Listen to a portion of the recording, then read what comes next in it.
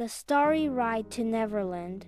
It was a twinkly, moonlit evening in Fantasyland, and Max the Yorkie puppy was exploring under the glow of lanterns when he wandered past Peter Pan's flight. A cast member opened the velvet rope for the last ride of the night, and Max, being small, curious, and just a bit sneaky, padded quietly into the loading bay. Before anyone could stop him, whoosh, the flying pirate ship lifted into the air with Max aboard. He peeked over the side as the ship soared above London. Lights sparkled like fireflies. The stars seemed closer than ever. Suddenly, the track vanished. The ship really took off.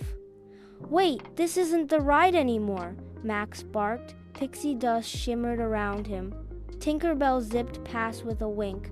"Surprise, little one. You're going to Neverland." Max's eyes widened in wonder as the ship landed gently in a jungle clearing. Lush trees, glowing flowers, and fireflies danced around him. "Who goes there?" shouted a voice from the bushes.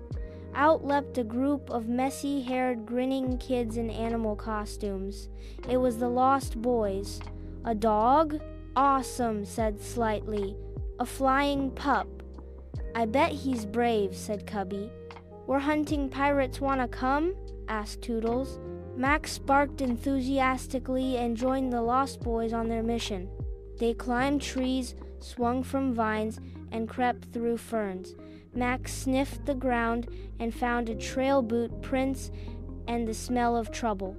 "Captain Hook," whispered Nibs. The trail led to a clearing where Hook and Smee were plotting to steal Tinker Bell's magic dust. Max growled softly. The Lost Boys huddled. "We need a distraction," whispered Curly. Max perked up. This was his moment.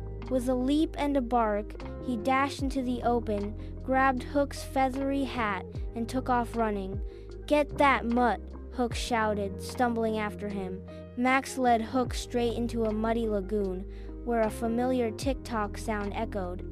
"Not the crocodile!" Hook screeched. He turned tail and ran, slipping on a toadstool as Smee dove after him.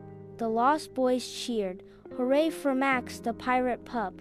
Later, back at their hideout, they celebrated with coconut juice and acorn cakes. Tinker Bell arrived and sprinkled Max with pixie dust.